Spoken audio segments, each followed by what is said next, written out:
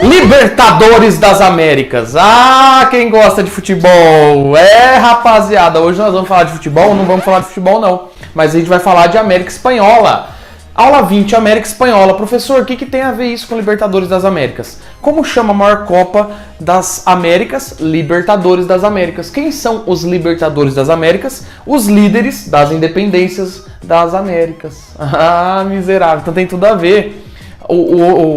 O Dom Pedro I é um dos libertadores, sabiam? Homenageados na Copa. Então todo mundo que ajudou a América a ficar independente é chamado de libertador da América. E a gente vai ver como esse processo aconteceu na América Espanhola, para depois ver na próxima aula, 21, como aconteceu no Brasil, beleza?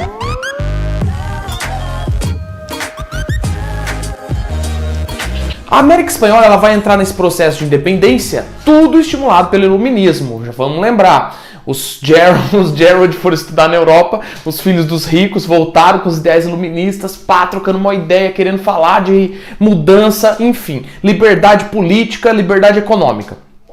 E aí, esses processos vão começar a ocorrer na América, vão ser processos políticos e militares que vão ocorrer nesses vice-reinos. Vale lembrar que a América Espanhola, a gente já viu lá na colonização da América, ela era dividida em vice-reinos, beleza? Um dos fatores externos que vai influenciar muito nessas alterações é a ruína do absolutismo. Vale lembrar que o absolutismo deu ruim, né? O absolutismo ruiu, deu problema na Europa, então a gente vai ter aquela crise do absolutismo, a burguesia questionando a nobreza, e a Espanha mantinha todas as tradições ainda de pacto colonial. Então vamos lembrar, por exemplo, que a Espanha é a grande potência do mundo, é ela que enriqueceu muito, explorando a prata, o ouro das suas colônias. Era aquela relação de exploração da metrópole com a colônia. O pacto colonial espanhol era o que sustentava a Espanha. Só que lembra que a gente já estudou a Revolução Industrial? O lance agora, velho, não é ficar juntando o dinheiro, juntando o ouro. Você tem que pegar esse ouro e girar e fazer a economia crescer. A Espanha não estava adequada ao capitalismo, ela ainda estava no mercantilismo, naquele pré-capitalismo. E ela vai ficar cada vez pior economicamente. Então ela vai se endividar com a França e com a Inglaterra. Principalmente com a Inglaterra, que mandava um monte de produtos. Então o dinheiro da Espanha vai começar a ir pelo ralo, né? É aquela balança comercial desfavorável. Eu estou vendendo menos do que eu estou comprando. Então cada vez que eu compro, meu dinheiro vai embora. Beleza. Por que esse endividamento ocorre? Por falta de industrialização. E aí, se está faltando dinheiro, é sempre assim, né? Quem que eu vou afetar? A minha colônia. E aí os impostos vão aumentar na colônia por conta desse endividamento espanhol. Eles vão cobrar da colônia um número maior de impostos. Muito parecido com a independência que a gente viu dos Estados Unidos. Os colonos ficaram chateados. Olha a cara deles de chateados. Principalmente os colonos da elite crioula, que eram colonos de uma classe alta, mas que eles nasceram na América. Então eles tinham aquele ideal de serem americanos, de ser americanos. Eles não se viam como espanhóis mais. Olha como era a sociedade desse período nas colônias espanholas. A elite crioula, os crioulos, normalmente, então, pessoas que nasceram aqui tinham essa ideia de pertencimento, falavam, eu não sou mais espanhol, eu sou colono, eu sou americano. Os chapetones, que eram os caras que estavam ainda muito ligados à ideia de eu sou espanhol, então era eles que estavam com o poder nesse momento, e a elite crioula, apesar de ter muita grana, não tinha esse poder. Os chapetones é que mandavam, e eles que recebiam as ordens da metrópole. Uma camada intermediária, uma classe média formada por médicos, advogados, professores, uma classe intermediária, e as camadas dominadas, né? As pessoas que faziam até trabalho ali servil, trabalho escravo em algumas situações, beleza?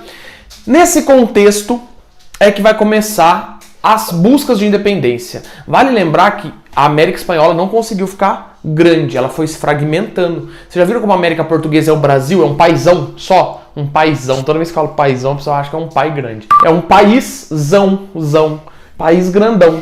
A América Espanhola se fragmentou em vários paizinhos. Paizinho ou paia não. Cada bobice. Professor do céu, para com essas piadas que tá terrível, é verdade. Na metrópole, pessoal, vai piorar a situação da Espanha. Já tava ruim, depois piorou. Vai piorar por quê? Porque vai vir o Tratado de Utrecht. Na sucessão espanhola do trono, vai começar uma treta. Ah, eu quero o trono da Espanha, os franceses se metendo, os ingleses. E no final, que eles chegam num acordo, mas essas potências europeias vão impor uma série de restrições à Espanha. E na verdade, o principal do Tratado de Utrecht que a gente tem que saber é que os ingleses vão intervir no comércio colonial. É a hora que os ingleses falam, ah, quer saber? Agora eu vou botar o dedo na ferida, eu quero lá mexer na colônia.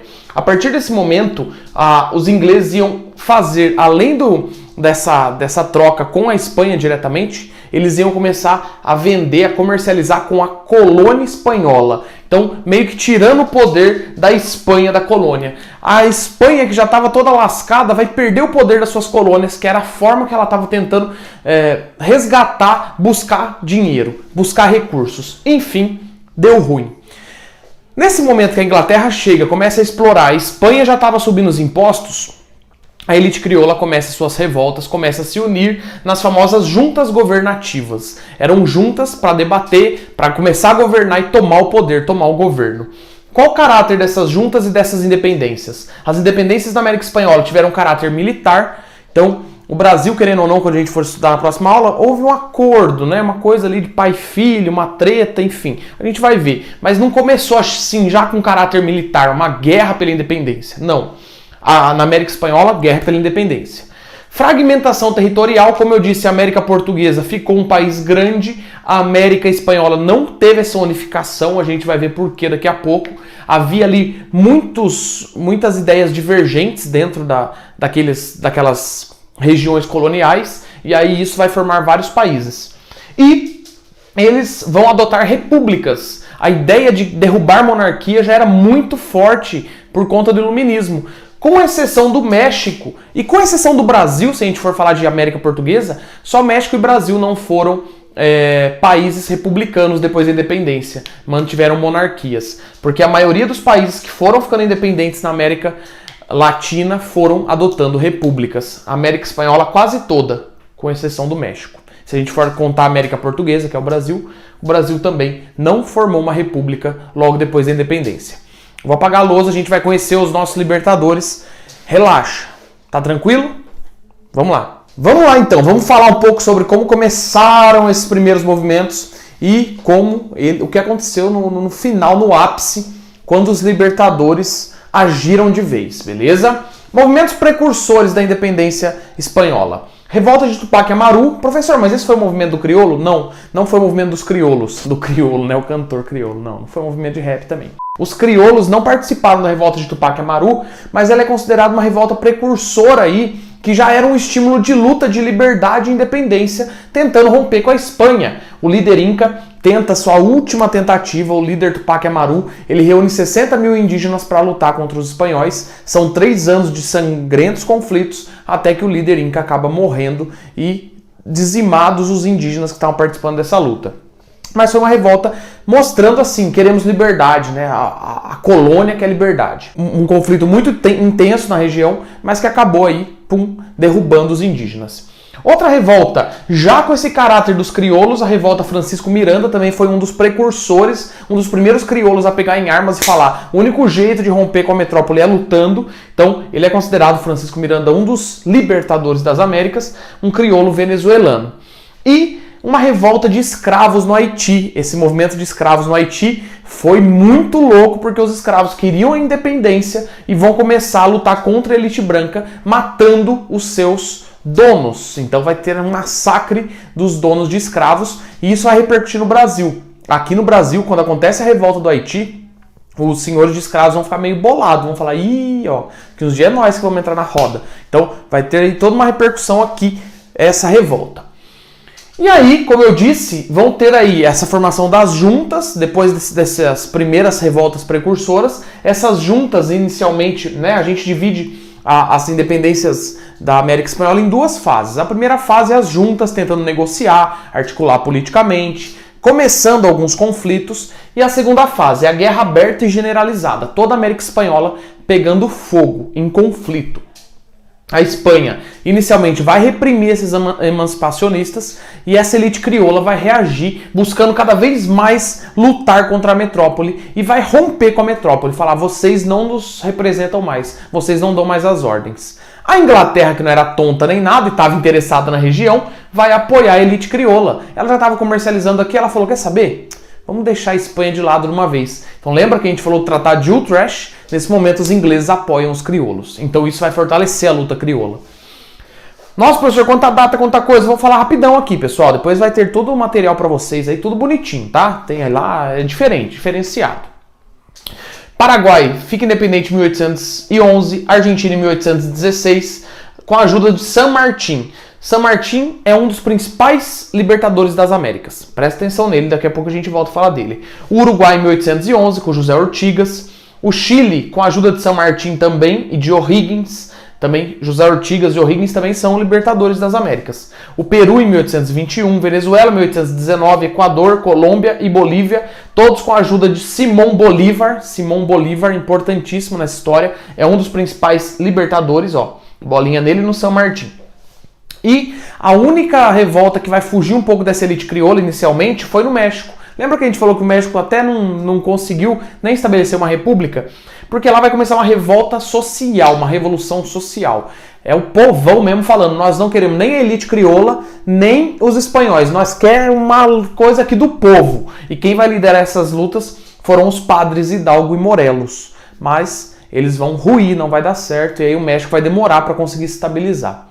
Professor, por que você destacou San Martín e Simón Bolívar? Eles vão dar as cartas. Eles estão ali ajudando na independência desses países, dessas nações, né? Simón Bolívar ao norte da América do Sul e o San Martín ao sul da América do Sul. E aí eles vão ter duas propostas muito diferentes para a América.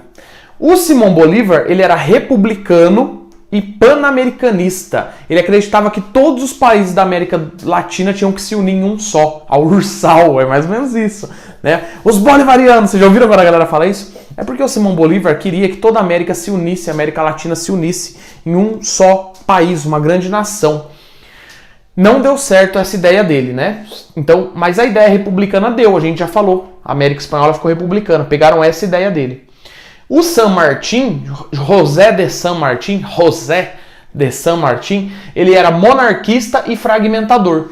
A ideia dele de monarquia não deu certo, só o México ficou monarquista. Mas a ideia de fragmentar, sim. Então foi a ideia de um com a ideia de outro que vai construir as relações políticas da América Latina. A fragmentação territorial de San Martín, da ideia de San Martín, e as repúblicas, a ideia de Bolívar. Então esses dois caras são os nomes vitais aí, principais nomes dos libertadores das Américas. Mas todos esses caras que a gente falou são libertadores, inclusive Pedro I. E o Simón Bolívar, só pra gente fechar, ele então tinha esse sonho e as questões de vestibular cobram muito isso. Por que não deu certo o sonho dele? Porque dentro desses territórios haviam muitas ideias diferentes, divergentes. Então a fragmentação acabou sendo a opção, beleza? Pessoal, façam os exercícios. Leiam o material, acompanhem o material, tirem dúvidas, qualquer coisa, estamos na monitoria.